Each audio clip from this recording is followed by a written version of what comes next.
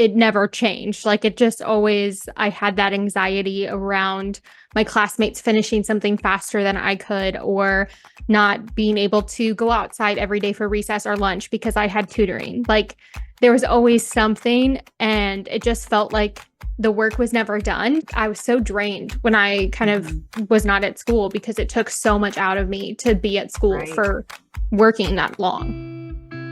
This is Megan, owner of Dyslexia on Demand. And I'm Erin, owner of Advocate to Educate. And we are the Don't Call on Me podcast.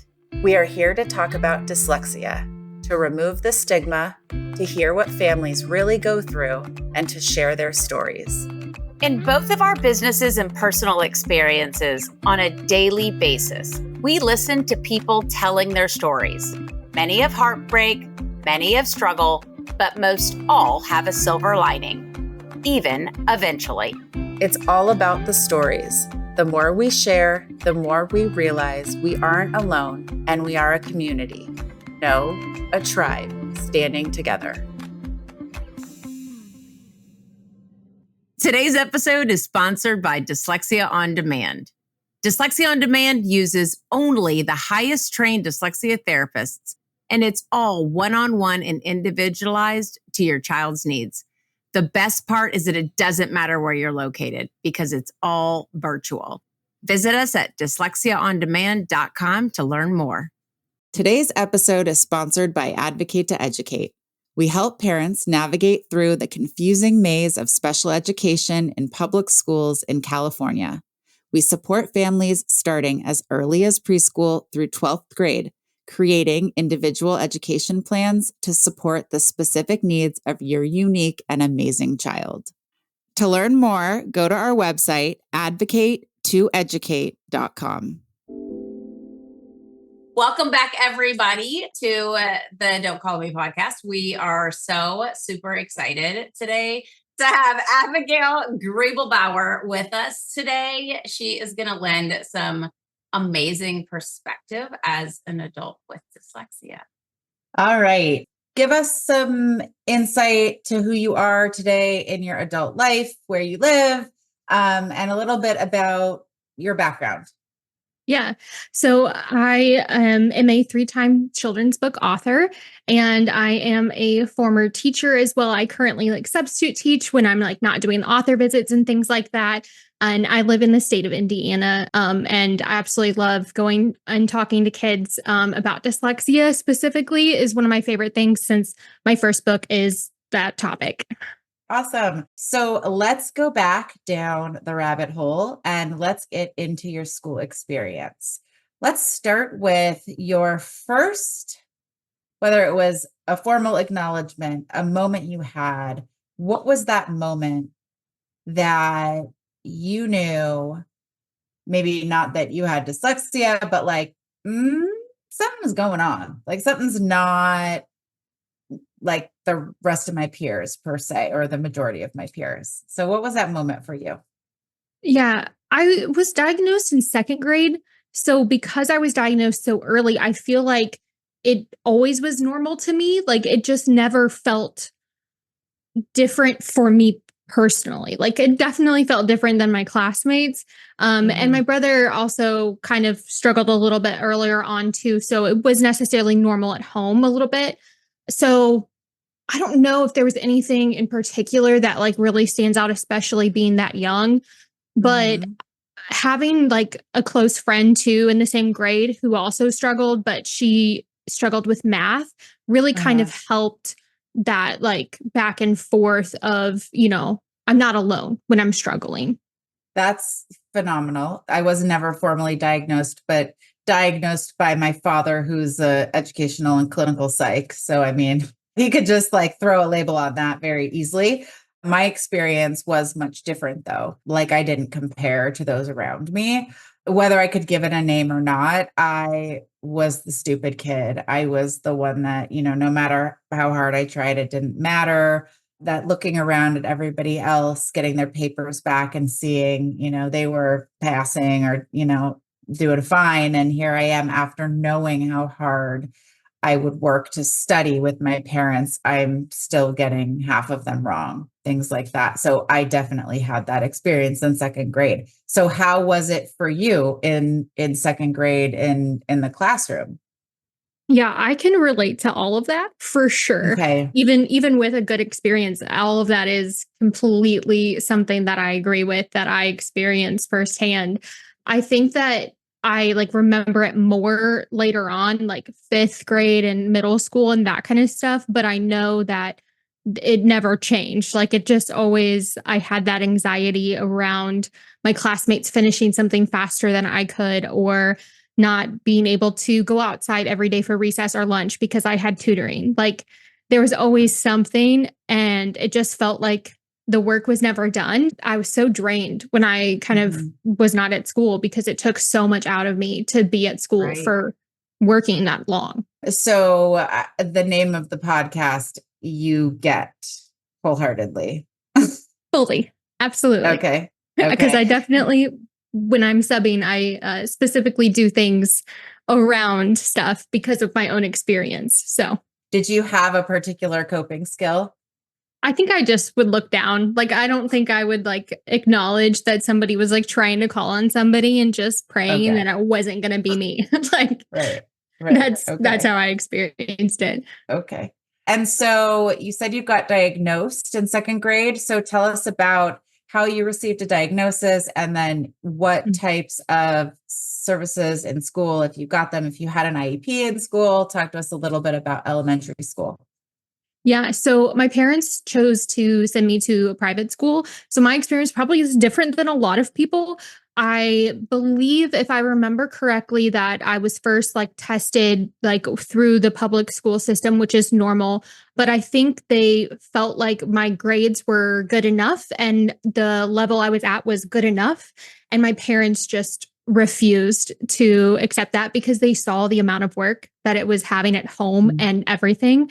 And so I got like privately tested and they were like, absolutely, she is dyslexic. So like it just kind of was a different situation. But I believe mine was a 504 since it Okay. was not public. But I got things like testing outside the classroom, which was essential. And I used that even all the way through college. When I was older, Wait, you said that too quickly. You did what? What in the classroom? test outside the classroom. Got it. Yeah. Okay. So in like high school and college, like I had to sign up for my test. So it was like an extra thing I had to do to make sure that I would have a room available or, you know, a reader or whoever it might be. Sometimes I got my tests read to me. I was able to use a calculator. I had preferential seating and I always chose the first or second row.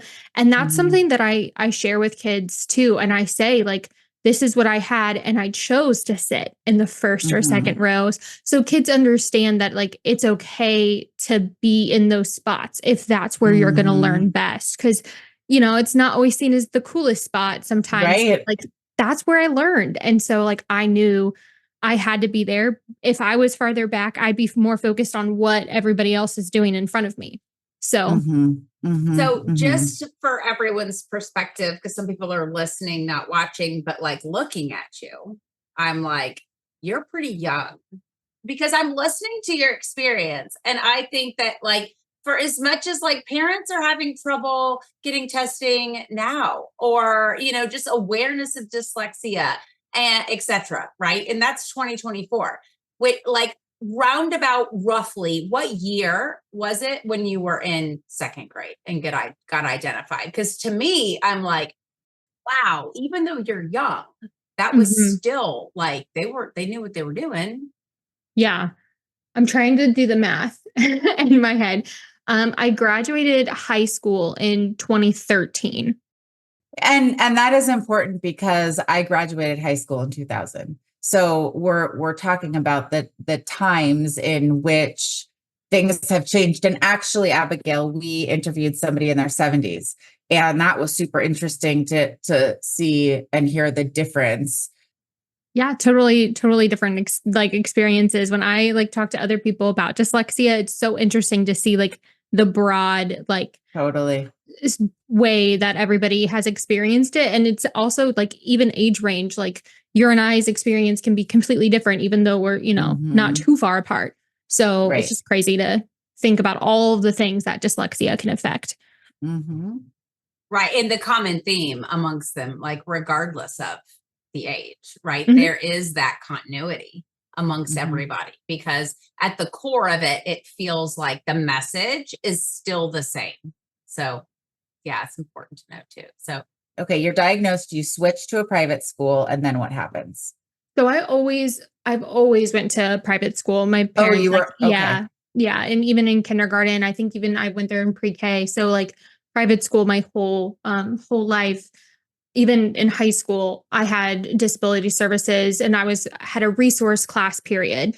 And that was really important. And it's really where I learned to ask for help, because I had a teacher in that part who really made sure that you advocated for yourself. So like a lot of these classes, some of them that I took, especially like my senior year, some of the people in the classroom, like in the thing that were aides, didn't know what I was trying to learn because I was in pre-cal or something like that. So they really were like, okay, well, you have to go talk to your teacher. They're open at this point. So, you got to go talk to them. And so I think that really taught me how to advocate for myself, which then That's really great. helped in college.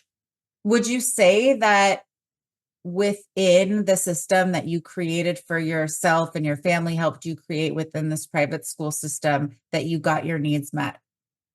Yeah, I do think so, because I was able to do the things that I wanted to achieve. Like I was able to graduate with pretty great grades. I was able to be a part of band for 4 years. I did show choir tech, so behind the scenes for that stuff. I did theater, whether it was on stage or off, and doing props. Like I did dance team for 4 years or for 3 years, and so I was able to do all of the extra things that I really wanted to. And I think that came from the support of my parents and teachers and friends. So I feel it was hard. Like it's not easy, but it definitely was worth it overall.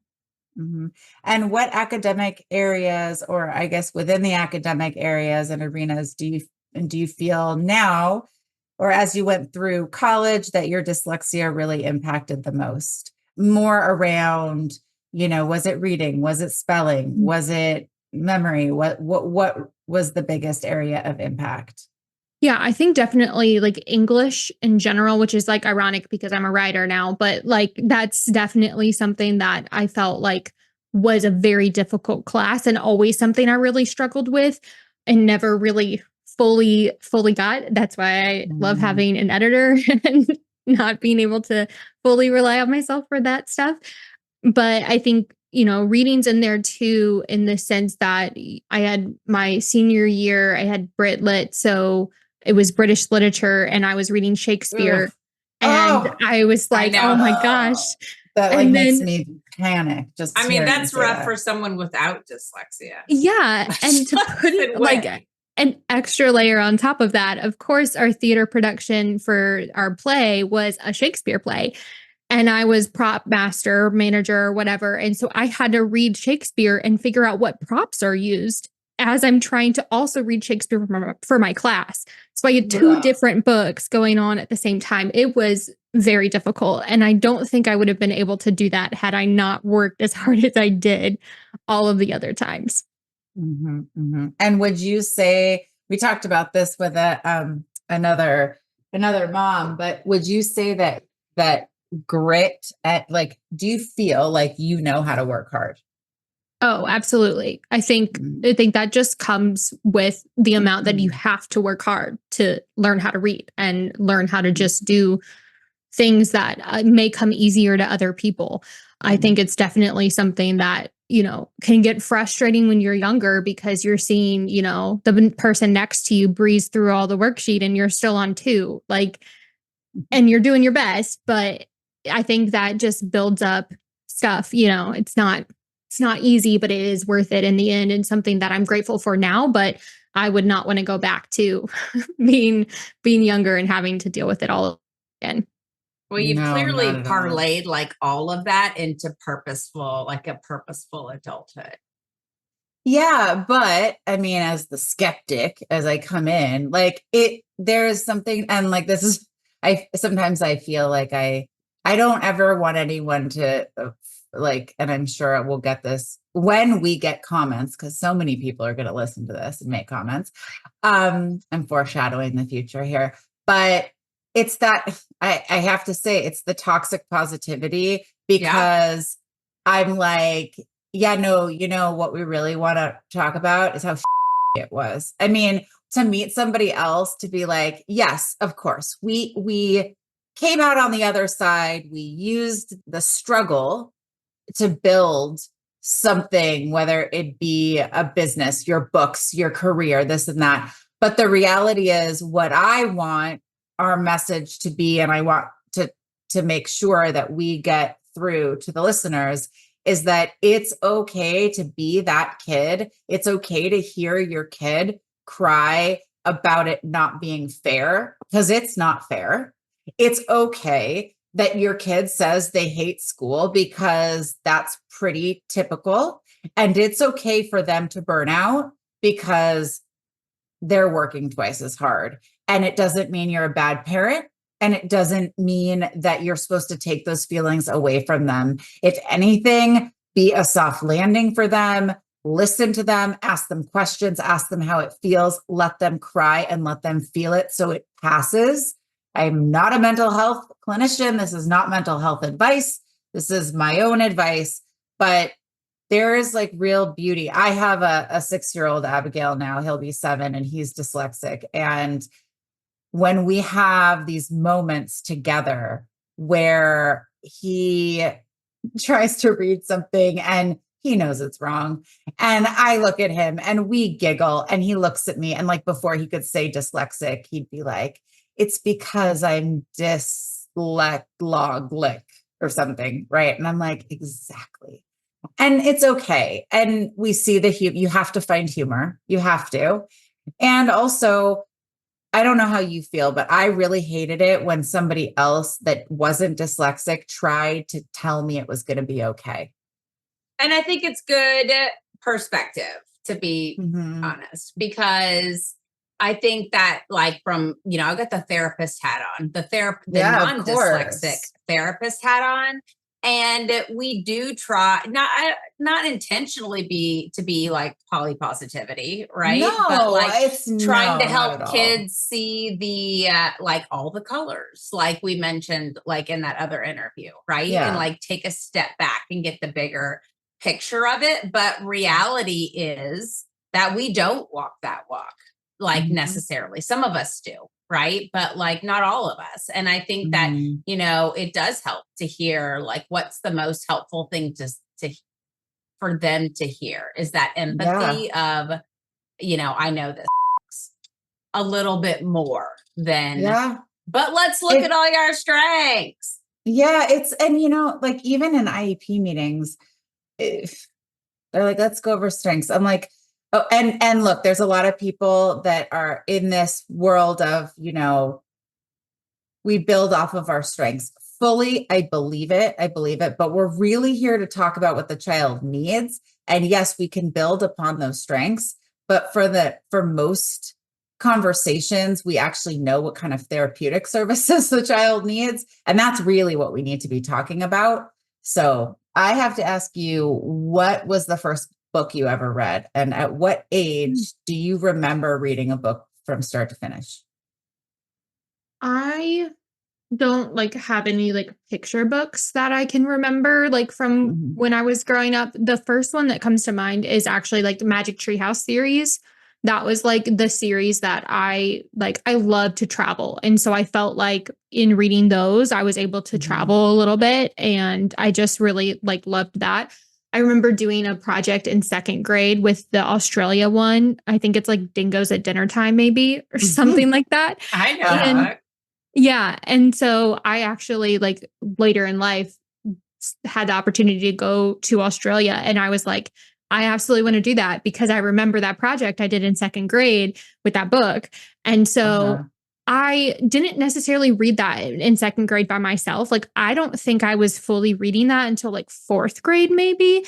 But like, Uh-huh. I felt like at that point I had to hide it because it was such like a young book, but it's what I liked because I could read it. And like, Yeah. that's where I like it was harder in those upper grades because it's like the books I want to read, I feel like I have to hide because they're too simple and other people are reading like 400 pages worth of books at Right. that point. And I'm like, I am nowhere near that at all. Right. Thank God there's audiobooks now because it just really bridges that gap, gives us the access without the torture. Interestingly enough, if I really am, I can only do audio in short doses or I stop paying attention, but I actually can retain information better by reading it myself, rather than listening to it. The listening to it's more of like to get through information, but for me to really retain it, I don't mind as an adult reading it myself, but obviously as a kid it was just asking other people like, can you tell me about, or finding a movie that I could watch or something. Yeah. When I was a um kid, I felt like audiobooks were like seen as less than. And so like it and wasn't, they yeah, were like it wasn't ever like pushed to be like, you should listen to an audiobook. And I wish it was because I do think it's so important. Now I agree. I do enjoy reading a book the best by listening to it and having the physical copy. Like that is how I understand it the best. And I also Mhm, absolutely listen to it at times the speed. Like I know it mhm. makes me like talk faster in general, Oh, I but do like that too. I that's the best way that I can do it Mhm. because then if I have to go back and I have to re-listen to something, then at least I'm still like on time with what it's supposed to be. So you talked about being diagnosed. Let's talk about any type of interventions that you got. Did you get intervention? I did Orton Gillingham tutoring separately than like in school, like it wasn't Mhm, offered at school. mhm, But that was like once a week recess or lunch during the school year and then I also did it over the summer as well. And then for elementary, I was pulled out for like resource and I don't really honestly know what we did. Like sometimes we would just work on like a game that had to do with like parts of speech, or we mhm, would be doing like our homework or like not mhm, homework, but like work that we were supposed to be doing with everybody else. But I will mhm, say that that resource time with my friend was able to go because she also had a learning disability. So mhm, she also got pulled out. But it was the first time I mhm, could breathe. Like it was the first time that I felt like, okay, I can be myself. I don't have to stress about what everybody else thinks of me. Like I can just actually show what I know without being mhm, afraid of like being like made fun of and thinking mhm. that I'm not smart and that kind of Right, stuff. right, And right. Yeah, it's did you have any feelings about going to that and being like separated and different? You know, I didn't, and I think that has to do with the group I had because I had my mhm, best friend and I had two other girls with me. And so I felt really safe and I felt really comfortable. I think if it was like my brother's group that they had for their class, I probably wouldn't have felt the same way because it mhm, was going to be a different set of people that I may not feel 100% comfortable with. But the other girls also were like in Girl Scouts with me. We did sports together. Like our school is pretty small. I mean, it wasn't too big. So you knew everybody every mhm, time. And I feel mhm. like that truly made such an impact. So I do feel very lucky because I know that's not always the case.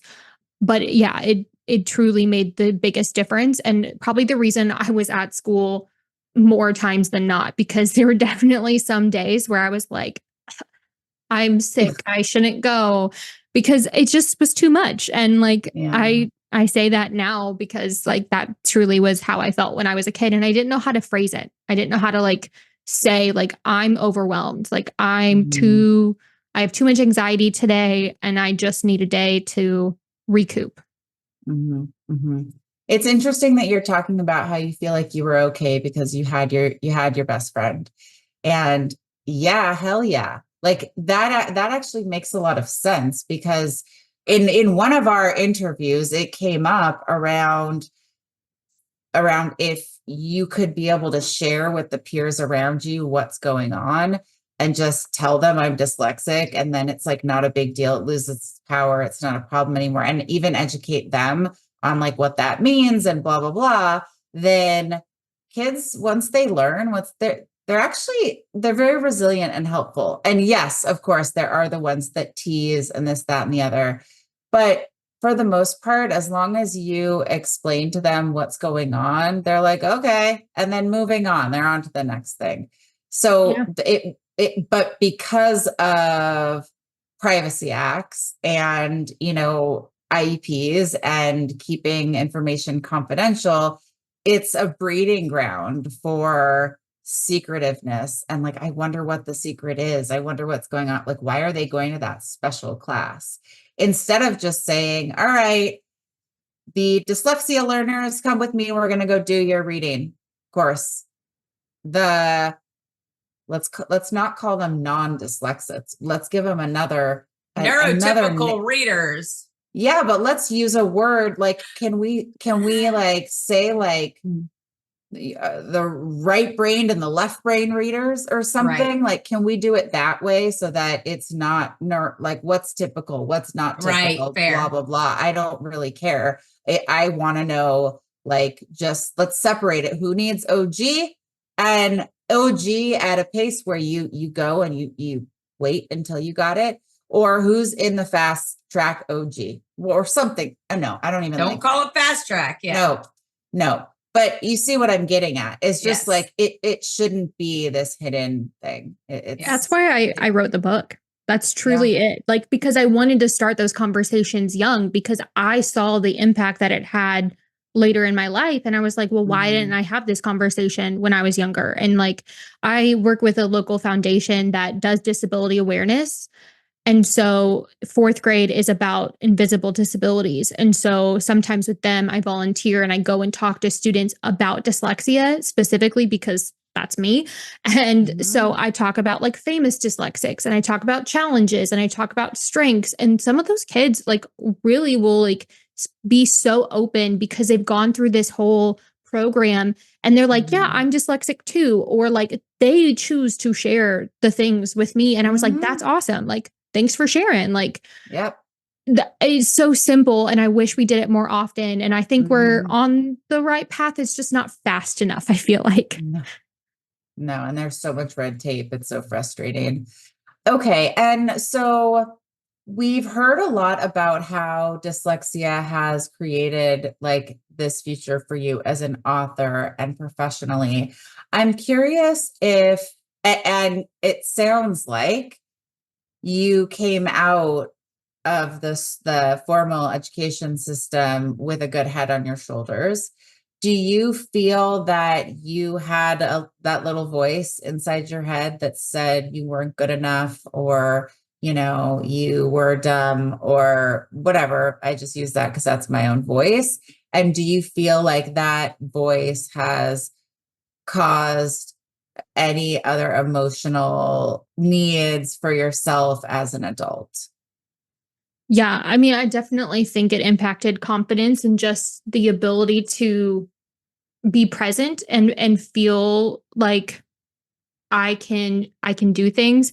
Like, as an example, I danced since I was like 3 with a studio until my freshman year. And sophomore year, I auditioned for dance team at school, and I didn't think anything of it. I was like, I'm just going to go and try. And I made varsity, and I just was like, what? Like, I wouldn't believe in myself. And like, that really impacted that of like, oh, okay. Like, people can recognize that I am good in other areas and things like that. So I think that truly, like, those little tiny things like impacted my confidence. The amount of growth that I had in band, I played flute, and I couldn't even do, like, if you know music, I couldn't do a B flat scale my freshman year. I don't know music, but that's okay. I can go with it. It's it's the first thing you learn. And like, I feel like, and I didn't know it from 4th until 8th grade. I had no idea how to do that. And so it was my freshman year that I learned. And then by senior year, I could play all these other things. And so I think that confidence slowly built up in other areas, then kind of reflected on it. But I think it was so much slower of a process to build that confidence because of how much it impacted my confidence when I was younger in the school environment. Yeah. And like as an adult, I know we all have, obviously, confidence is something you work on a daily basis. Right. And really ultimately, when it comes to how we perceive our self-worth and how we perceive ourselves, there's still like divots, right? That date back to childhood. So even me as a 48-year-old, had to do like in effect, like inner child work to kind of figure out like, where did that come from? As an adult now, do you still see that rear its ugly head? I think sometimes for sure. When I'm substitute teaching, I will one time like try to write scissors on the board. I didn't know how to spell it because all of those letters are like, like the same. Who knows how to spell scissors? I don't know that I do as a non-dyslexic. Yeah. What a horrible word. Yeah. Goodness. I was in a third grade classroom that day and the third grader was like, you spelled that wrong. And I was like, perfect. Here you go. You can spell it. And that's just what I did. Because I was like, I truly don't know at this point. And I'm not going to draw scissors on the board because that's just not going to end well. I'm definitely not an artist. So I think that was actually one moment where I feel like I was confident and like I saw the switch of when I wasn't confident when I was younger, but there's still those moments prior to that of like, I still have those to this day of like, oh, I definitely can feel my lack of confidence in this. And I do think it impacts even like, I definitely have a lot of, well, not a lot, I would say some compared to others, anxiety around like big crowds and stuff like that. And I think that really stems from my experience when I was younger. And like, I still feel that way about crowds for the most part. And I think if I had to like pinpoint it, I would say that crowd mentality is almost like me sitting at a desk looking at my peers and like looking at them be able to finish work faster. Like it's not the same level, but it's reminds me of that. And so definitely confidence wise, it still impacts regardless of anything else that I've done. How do you feel about reading out loud in public? And I'm sure with your books, oh my gosh. My books I have memorized, so that's typically not a problem. There you go.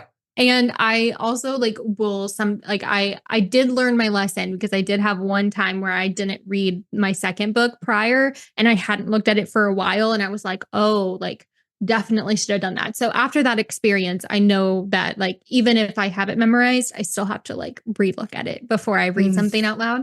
But I like even sub plans, like I've noticed a difference because I definitely disclosed that to my coworkers that I used to full-time teach with them. So the ones that were there when I was full-time teaching, they already know, like they are well aware and they actually like will say like, hey, does this work for you? And I'll be like, yes, or could we change this? They find the audiobooks for me. Like they are now like great with handling that. But there was a new teacher this year who she was first grade and she had me listed down to read when they got back from recess, which is so typical for any classroom. And a picture book, not a big deal. I can usually get through those pretty easily because there's not as many words on the page. The kids like the pictures. If they're reading a picture book, they're not going to read. Why picture books trip me up, man? Oh. My kids are like, let daddy read. Like, I don't know. It's like the small children's books. They mess with me. So I'm relating to this. I think that's because like, since I write them, I have to read so many of them to like do research and stuff that I think I go through those so often that I feel really comfortable and confident in those.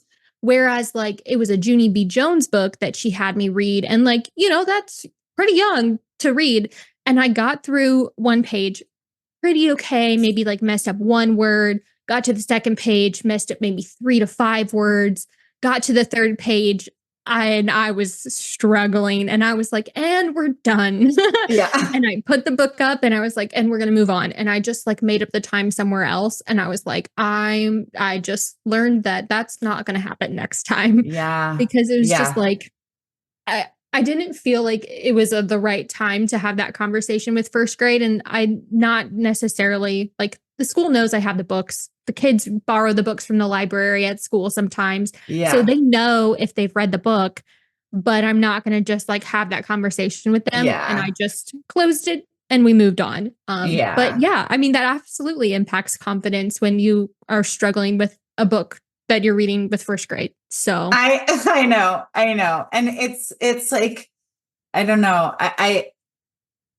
I want to do like an authentic book read, Megan. Maybe we need to do this. Maybe Yeah, we need to totally. do like an Abigail. We will invite you back if you're willing to be a reader because and like maybe not even telling you ahead of time what the book is because you know why? It's like normalizing the fact that if you hand me a children's book right now, I as a gonna be 42-year-old, I'm gonna mess up. And I'm still a fine human being and it doesn't matter. It's gonna be okay. I think what's important to step back and realize, though, is that, and sorry, polypositivity over here, but is Mm, that both of you, dyslexia has not defined you, right? mhm. Both individuals that I'm looking at right now are very successful, right? Like, Erin, you are a business owner and you are helping to empower parents and children every single day. And Abigail, in effect, you're doing the same thing. So sorry, but back to that polypositivity, you have taken the trauma and you have turned it into something that is making a difference in this world. Abigail, you're a successful author, so, Well, but it you know what I speaks to mean? the fact, yeah, it speaks to the fact that dyslexic or not, that really doesn't, it It really doesn't means, define it you. doesn't That's where I mean was going. exactly, Yes. exactly. It doesn't.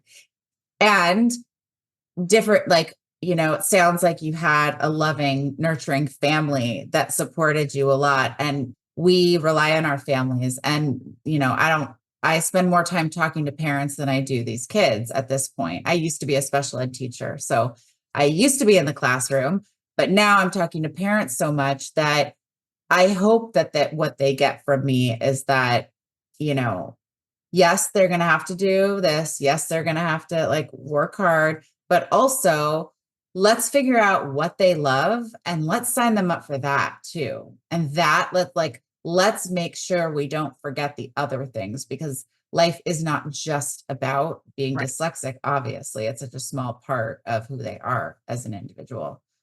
Okay, two more questions. One would be, what advice what advice I'm going to say you're going to give is go buy her book. Absolutely. Tell me the name of your first book. yeah, it's D is for Darcy, not dyslexia. I love it. And I kind of have a feeling that it's in my bookshelf, but I'm going to check after this podcast. What advice would you give parents that are going through this? I think one of the most important things that you can do, because we talked about this, but is to build confidence in your kids and to show them or like let them experience a lot of different things to find things that they feel confident in. I think that's something that is kind of overlooked, especially when you're not good at school, because if you're great at school, you've already done it. Like it's super easy and that builds their confidence every day. Whereas if you're struggling every day, it lowers your confidence every single day. And so finding something that they enjoy and that you can do with Mhm. them or that they can just do, it doesn't matter whether it's a sport or whether it's a crafting activity, it doesn't matter what it is at Mhm. all. It's just finding something. And I did a lot of things when I was younger. I mean, all types of sports, soccer, baseball, basketball. I did 4-H. So I did projects constantly with like sewing and gift wrapping. Mhm. And I did dance throughout my whole life. Like all of these things. I'm so grateful that I was able to do all of those. And like, I know that that's not an option for everybody for sure, but you don't have to spend money to find other skills that people are good at. And so I think it's just building up confidence every day is probably one of the best things that you can do as a parent. I too tried just about everything. And I know a lot of parents, they go straight to sports, which I think sports are great. But we know that dyslexia has a lot of different comorbid conditions. And so what I have seen is a lot of those conditions kind of make it difficult for these kids to be in either group activities or highly activities that require high levels of focus. That being said, sports are a great way to channel that. The other thing is, I have learned through all the dyslexic individuals that I've met is most of us are people. Like, we want to connect, we want to hang out, and it's about friendships. So it could be as simple as making sure that you have a hangout session, a play date scheduled for your kid at the end of the week, because they really deserve, if they're in intensive intervention, they deserve to be with someone that maybe it's a hangout with a parent even, but doing something, and that can be what they love for the time being, but making sure you're surrounding them with people that fill their cup, I think is really important. Giving them a reward, like, or something to look forward to. Like, because if you're going every day and it's hard, it's like, oh, remember Friday, we have this fun thing that we're doing. Like, I think that's definitely going to be something that would be helpful. Okay. Last question. If you could craft your life again, would you choose to be dyslexic? I always find this as such an interesting question. I know. And it's actually one that I have gotten from kids before, which always surprised me whenever they do ask. And I think my answer has always remained the same. And that's yes. I think dyslexia is a part of me. And I don't know who I would be without my dyslexia, because it has shaped my life so much and has impacted every day. And I just don't think it would be me without that piece. If you took all of dyslexia away, it wouldn't be Abigail. I would not be who I am. And so even through all of the struggles and through all of the strengths that come with it too, I don't think I would take it away. I would always want it. Yeah. Abigail, it was so lovely having you here. Please send us the links to your books. We'll put them in the show notes.